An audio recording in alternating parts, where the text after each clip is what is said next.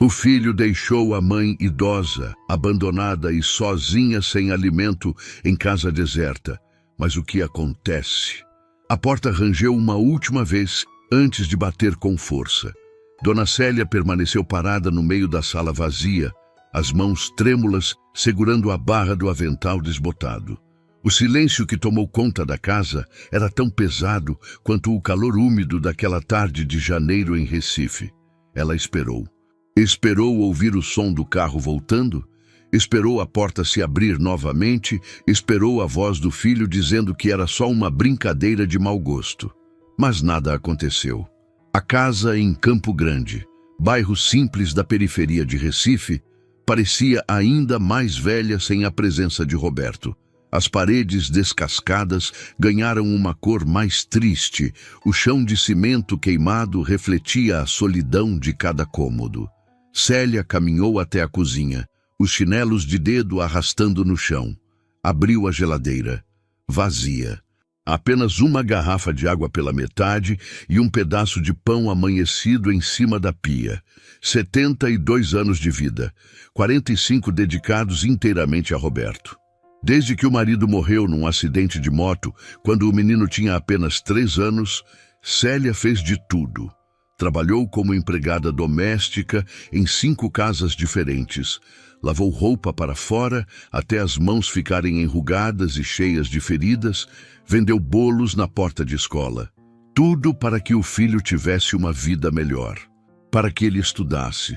Para que ele não passasse necessidade. E Roberto estudou. Terminou o ensino médio. Entrou numa faculdade particular de administração que Célia pagou com muito sacrifício. Conseguiu um emprego numa empresa de telemarketing, depois numa loja de eletrônicos. Conheceu Patrícia, uma mulher mais nova, cheia de planos e ambições. Casou-se há 3 anos e aos poucos foi se afastando. Célia sentou-se na cadeira de plástico da cozinha, aquela mesma onde tomava café todas as manhãs, sozinha, há meses. As lágrimas desceram devagar, silenciosas. Não era a primeira vez que Roberto sumia por alguns dias, mas dessa vez tinha sido diferente. A discussão tinha sido feia. Ele chegara nervoso, dizendo que não aguentava mais sustentar a mãe, que Patrícia estava cobrando, que eles precisavam economizar para comprar um apartamento próprio. Célia tinha tentado explicar que não pedia muito, que só precisava do básico, da comida, dos remédios para a pressão alta. Roberto explodiu, gritou que estava cansado, que tinha sua própria família agora, que a mãe precisava se virar. Encheu 2 malas com as poucas coisas que ainda mantinha no quarto dos fundos e foi embora. Antes de sair, jogou R$ 200 em cima da mesa. Se essa história está mexendo com você, se inscreva no canal e deixe seu like para não perder nenhuma de nossas histórias. E me conta nos comentários. De qual cidade você está assistindo? Célia pegou as notas amassadas, R$ 200. Talvez desse para 2 semanas se ela economizasse muito. O aluguel da casa venceria em 10 dias. R$ 350 que ela não tinha. O dinheiro que Roberto deixou mal pagaria a conta de luz. O celular velho que Roberto tinha dado a ela há 2 anos tocou. Por um momento, o coração de Célia acelerou. Seria ele, ligando para pedir desculpas? Mas era apenas uma mensagem automática da operadora. A tarde caiu rápido, como sempre acontece no Nordeste. As sombras invadiram a sala. Célia não levantou para acender a luz. Ficou ali sentada, pensando em como tinha chegado àquele ponto. Em algum momento ela tinha errado, tinha mimado demais o filho, tinha sido fraca quando deveria ter sido firme. As perguntas não tinham resposta. A barriga roncou. Célia levantou-se com dificuldade, as pernas doendo da artrose. Pegou o pedaço de pão duro, molhou na água e comeu devagar. Seria o jantar.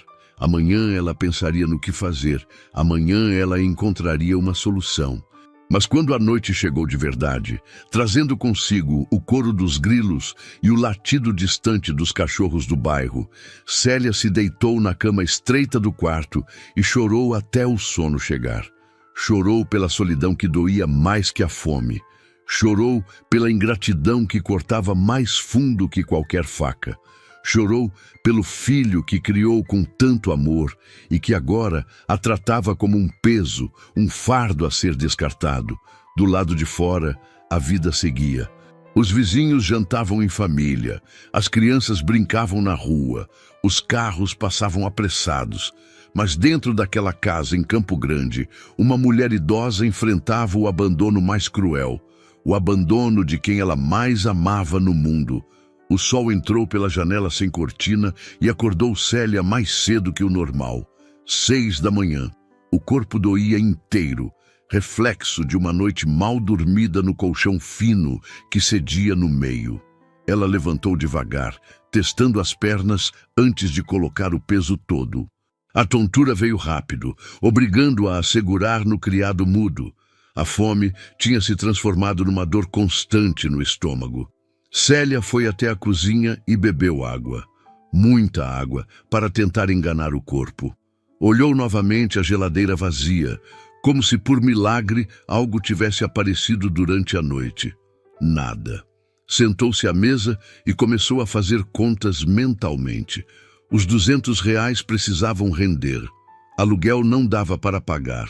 Luz estava quase vencida também. Sobrava a comida e o remédio. Tinha que escolher.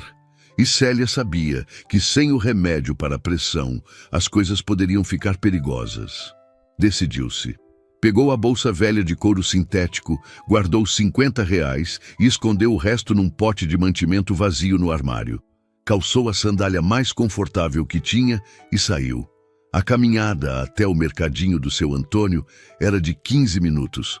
O sol já castigava forte às 7 da manhã, típico do verão pernambucano. Célia ia devagar, parando de vez em quando para recuperar o fôlego. As ruas de Campo Grande estavam movimentadas. Pessoas indo trabalhar, estudantes a caminho da escola, vendedores ambulantes montando suas barracas. Ninguém reparava nela. Apenas mais uma senhora idosa entre tantas outras. O mercadinho era pequeno, apertado, com corredores estreitos, repletos de produtos empilhados até o teto. Seu Antônio estava no caixa, como sempre, o rádio tocando forró baixinho. Célia pegou uma cestinha e começou a escolher. Arroz, o pacote mais barato. Feijão, só meio quilo. 3 bananas que já estavam maduras demais e por isso estavam mais baratas. 2 ovos, um pacote pequeno de macarrão, farinha para fazer um cuscuz, um sachê de café, sal. Foi somando mentalmente, tirando e colocando itens conforme o valor subia. No final, gastou R$ 42. Seu Antônio olhou as compras e depois olhou para Célia com aquela expressão que ela tinha aprendido a reconhecer. Pena misturada com curiosidade. Já faz tempo que não vejo seu filho por aqui, dona Célia. Célia forçou um sorriso. Ele anda ocupado, trabalhando muito. Sei como é. Meus filhos também mal aparecem, mas pelo menos ligam de vez em quando. As palavras foram como um soco no estômago vazio. Célia pegou a sacola, agradeceu e saiu rápido, antes que as lágrimas começassem a cair ali mesmo. A volta para casa pareceu mais longa. O peso da sacola, mesmo com tão poucas coisas, puxava o braço. Célia teve que parar 3 vezes. Na última parada, sentou-se no meio-fio na sombra de uma árvore. Uma mulher mais jovem, com um bebê no colo, parou ao lado. A senhora está bem? Estou, filha, só cansada. Quer que eu chame alguém? Não precisa, não. Já estou melhorando. A moça ficou ali mais 1 minuto, incerta, até o bebê começar a chorar e ela seguir seu caminho. Célia esperou a tontura passar completamente antes de levantar. Quando chegou em casa, eram quase 9 horas. Guardou as compras, separou um pouco de arroz e 2 ovos. Cozinhou devagar, aproveitando cada movimento como se fosse uma cerimônia. A comida ficou pronta 12:00. Ela comeu metade e guardou o resto para a noite. A tarde se arrastou. Célia tentou assistir à televisão, mas a imagem chiava demais e isso irritava sua cabeça. Tentou costurar uma barra que estava solta no vestido, mas a vista já não era mais a mesma. Acabou sentada na cadeira da varanda, observando a rua. Viu as crianças voltarem da escola. Viu as mães buscarem os filhos. Viu famílias inteiras reunidas nas calçadas, conversando, rindo, e sentiu a solidão apertar mais forte, como uma mão gigante esmagando seu peito. O celular continuava em silêncio. Nenhuma ligação de Roberto, nenhuma mensagem. Célia pegou o aparelho e ficou olhando para ele por longos minutos. Queria ligar, queria ouvir a voz do filho, queria saber se ele estava bem. Mas o orgulho doía, e o medo de ser rejeitada novamente doía ainda mais. Guardou o celular. Quando a noite chegou, ela comeu o resto da comida, tomou banho e se deitou. Mas o sono não veio fácil. Os pensamentos giravam sem parar. E no fundo, bem no fundo, uma pergunta martelava sem piedade. Quanto tempo ela conseguiria sobreviver assim? Passaram-se 5 dias, desde que Roberto foi embora. 5 dias que pareceram 5 meses. A comida que Célia tinha comprado estava acabando. Ela racionava cada grão de arroz, cada pedaço de pão. Tomava café preto sem açúcar, pois açúcar era luxo agora. O estômago reclamava constantemente, mas ela já tinha aprendido a conviver com a dor da fome. O que não conseguia aprender era a conviver com o silêncio do telefone. Naquela manhã de sábado, Célia acordou diferente, mais fraca. As pernas tremiam ao tentar levantar da cama. A visão estava embaçada. Levou quase 10 minutos para conseguir ficar de pé e outros 5 para chegar até a cozinha. Sentou-se à mesa e ficou ali parada, olhando para o nada. Precisava tomar o remédio da pressão, mas o comprimido exigia alimento no estômago. E não tinha mais nada para comer. O último ovo tinha sido o jantar da noite anterior. Abriu o pote onde tinha escondido o dinheiro. Restavam R$ 85. O aluguel vencia em 3 dias. Não tinha mais como fugir da realidade. Estava completamente desamparada. O som de vozes animadas na rua chamou sua atenção. Célia arrastou-se até a janela e viu a família da vizinha do lado, Dona Marinalva, entrando no carro. Todos arrumados, sorrindo. Provavelmente indo almoçar fora, aproveitar o sábado juntos. Crianças, netos, filhos, todos ali, presentes. A inveja foi imediata e doeu como uma ferroada. Não inveja maldosa, mas aquela dor de perceber o quanto sua realidade era diferente, o quanto estava sozinha. Fechou a cortina. O dia passou em câmera lenta. Célia bebeu água, muita água. Tentou comer uma colher de farinha pura, só para colocar algo no estômago, mas foi difícil engolir. Às 3 da tarde, a tontura ficou tão forte que ela desmaiou na sala. Quando acordou, já era noite. Estava deitada no chão frio, o corpo doendo. Não sabia quanto tempo tinha ficado ali. Tentou gritar por ajuda, mas a voz saiu fraca, quase inaudível. E mesmo que saísse forte, quem ouviria? As paredes eram grossas e os vizinhos mais próximos tinham saído.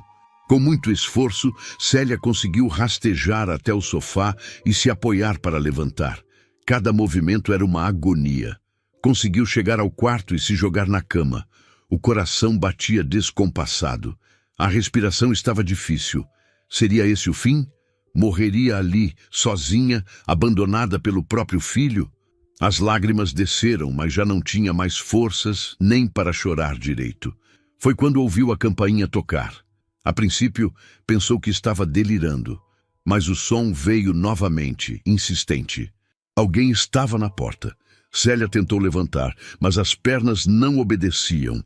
Gritou ou tentou gritar, mas só um gemido fraco saiu. A campainha tocou pela 3ª vez, seguida de batidas na porta. Dona Célia, a senhora está aí? Era uma voz feminina, jovem. Célia não reconheceu de imediato, mas respondeu como pôde. Estou... ajuda. Deve ter sido o suficiente, porque em seguida ouviu o barulho da chave na fechadura. A porta se abriu. Passos rápidos pelo corredor. E então surgiu no quarto uma jovem de uns 25 anos, cabelos cacheados presos num coque, vestindo uniforme de enfermagem. Meu Deus, Dona Célia! A moça correu até a cama, pegou o pulso de Célia e checou os batimentos cardíacos. Seus olhos revelavam preocupação genuína. A senhora está gelada. Quando foi a última vez que comeu? Célia tentou responder, mas estava difícil formar as palavras. Calma, não precisa falar agora. Vou ajudar a senhora. A jovem saiu correndo e voltou com uma coberta, cobriu Célia com cuidado. Depois foi até a cozinha. Célia ouviu o barulho de armários sendo abertos, da geladeira, de panelas. Minutos depois, a moça voltou com um copo de água com açúcar. Bebe devagar. Vai ajudar. Célia obedeceu. O líquido doce desceu, queimando, mas ao mesmo tempo reconfortando. Como você entrou? A jovem sorriu, mas era um sorriso triste. Meu nome é Jéssica. Trabalho no posto de saúde do bairro. Sua vizinha, Dona Marinalva, me ligou preocupada. Disse que não via a senhora há dias e que tinha ouvido um barulho estranho vindo daqui mais cedo. Ela me deu a chave reserva que a senhora tinha deixado com ela há um tempo. Célia não se lembrava de ter dado chave para Marinalva, mas agradeceu mentalmente por ter feito isso. Vou preparar algo leve para a senhora comer. E amanhã mesmo vamos resolver sua situação. A senhora não vai ficar assim, não. As palavras foram como um bálsamo. Pela primeira vez em dias, Célia sentiu algo parecido com esperança. Talvez nem tudo estivesse perdido. Talvez ainda houvesse pessoas boas no mundo. Jéssica preparou um caldo ralo com o pouco que encontrou na cozinha de Dona Célia. Farinha, um fio de óleo, sal e água. Nada muito nutritivo, mas era o suficiente para começar a recuperar a idosa daquele estado crítico. Sentou-se ao lado da cama e foi dando colheradas pequenas, devagar, como quem alimenta uma criança. Célia comeu tudo. Cada gole do caldo quente parecia trazer um pouco de vida de volta. As mãos pararam de tremer tanto, a respiração ficou mais regular. A senhora mora sozinha, Dona Célia? Célia hesitou antes de responder, mas o olhar gentil de Jéssica a encorajou. Meu filho, ele foi embora. Disse que não pode mais me ajudar. Jéssica não demonstrou surpresa. Trabalhando no posto de saúde de Campo Grande há 3 anos, já tinha visto muitos casos parecidos. Idosos abandonados pela própria família, esquecidos, deixados à própria sorte. A senhora tem algum outro parente? Irmãos, sobrinhos? Não, só tinha minha irmã, mas ela faleceu faz 6 anos. Roberto é tudo que eu tenho. A frase saiu carregada de uma tristeza tão profunda que Jéssica sentiu um aperto no peito. Tá bom, amanhã eu volto aqui cedinho e vamos resolver algumas coisas. Sim, a senhora não pode ficar assim. Célia apenas assentiu. Estava cansada demais para discutir ou fazer perguntas. Jéssica ajudou a idosa a tomar banho. Trocou os lençóis da cama por outros que encontrou no armário e ficou ali até Célia adormecer. Antes de ir embora, olhou ao redor daquela casa que cheirava a mofo e solidão. Pegou o celular e fez uma ligação. Oi, mãe. Desculpa ligar tarde. Tô aqui num atendimento ainda. Eu sei. Olha, lembra que você falou daquelas cestas básicas que a igreja estava montando? Será que consegue separar uma para mim? É para uma senhora aqui do bairro que está precisando muito. Muito obrigada, mãe. Te amo. Desligou e deu uma última olhada em Célia dormindo. Aquela mulher merecia mais. Merecia dignidade, cuidado, amor. E Jéssica estava determinada a fazer o que estivesse ao seu alcance para ajudar. No dia seguinte, domingo, Jéssica apareceu às 8 da manhã.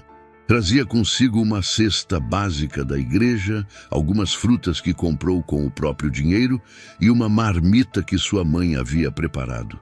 Bom dia, Dona Célia. Trouxe café da manhã. Célia estava acordada, sentada na cama. Parecia um pouco melhor que na noite anterior, mas ainda muito debilitada. Filha, você não precisava. Claro que precisava. A gente precisa cuidar umas das outras, não é mesmo? As duas tomaram café juntas. Tapioca feita pela mãe de Jéssica, café fresquinho, frutas. Célia comeu devagar, saboreando cada pedaço como se fosse uma refeição de festa. Enquanto comiam, Jéssica foi fazendo perguntas. Queria entender melhor a situação. Descobriu que Célia não recebia aposentadoria porque nunca tinha trabalhado com carteira assinada. Os trabalhos como empregada doméstica sempre foram informais. Descobriu também que Roberto tinha prometido cuidar da mãe até o fim da vida, mas que esse fim tinha chegado cedo demais para ele. Dona Célia, a senhora já tentou procurar algum programa social? Bolsa Família, BPC? Célia balançou a cabeça. Não sei nem como faz isso, filha. Então vamos descobrir juntas. Segunda-feira eu tenho folga à tarde. Vou levar a senhora no CRAS para ver o que podemos conseguir. Pela primeira vez em dias, Célia sentiu vontade de sorrir. Por que você está fazendo isso por mim? Nem me conhece direito. Jéssica pegou na mão enrugada de Célia. Porque eu sei o que é ter alguém na família que precisa de cuidado. Minha avó morou com a gente até falecer ano passado. Eu vi o quanto ela dependia de nós, o quanto ficava feliz com pequenas coisas, como uma visita, uma conversa. E ver a senhora aqui, sozinha, não consigo simplesmente ignorar. As lágrimas desceram pelo rosto de Célia, mas eram lágrimas diferentes. Não eram de dor ou abandono, eram de gratidão. Que Deus te abençoe, menina. Ele já abençoou me colocando no caminho da senhora. Jéssica passou o resto da manhã organizando a casa. Limpou a cozinha, varreu os cômodos, trocou novamente a roupa de cama. Organizou as compras que trouxe, enchendo a geladeira e os armários.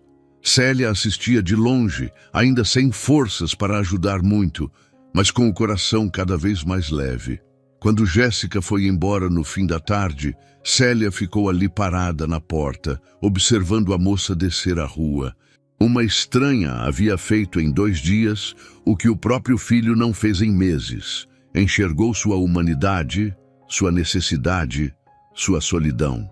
E pela primeira vez, desde que Roberto saiu, Célia permitiu-se acreditar que talvez, só talvez, as coisas pudessem melhorar. A segunda-feira chegou com um céu nublado e ameaça de chuva.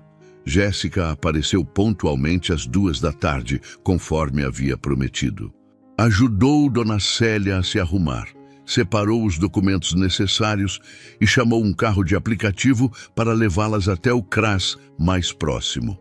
O Centro de Referência de Assistência Social ficava a 20 minutos de Campo Grande, num prédio simples pintado de amarelo desbotado. A sala de espera estava lotada, mães com crianças no colo, homens desempregados, idosos como Célia, todos ali compartilhando a mesma necessidade, ajuda. Pegaram a senha e sentaram. A espera demorou quase 2 horas.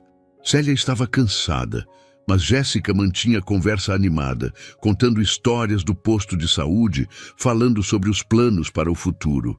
Quero fazer residência em saúde da família. Gosto de trabalhar com a comunidade, sabe? De fazer diferença de verdade na vida das pessoas. Você já faz, filha, já faz. Finalmente, chamaram o nome de Célia. A assistente social era uma mulher de meia idade chamada Sandra, de óculos grandes e expressão cansada, de quem via miséria todos os dias. Então, Dona Célia, me conta a sua situação. Célia começou a falar, mas a voz falhava. Jéssica complementou, explicando o abandono, a falta de renda, as condições em que a idosa estava vivendo. Sandra ouvia atenta, fazendo anotações. A senhora nunca trabalhou com carteira assinada?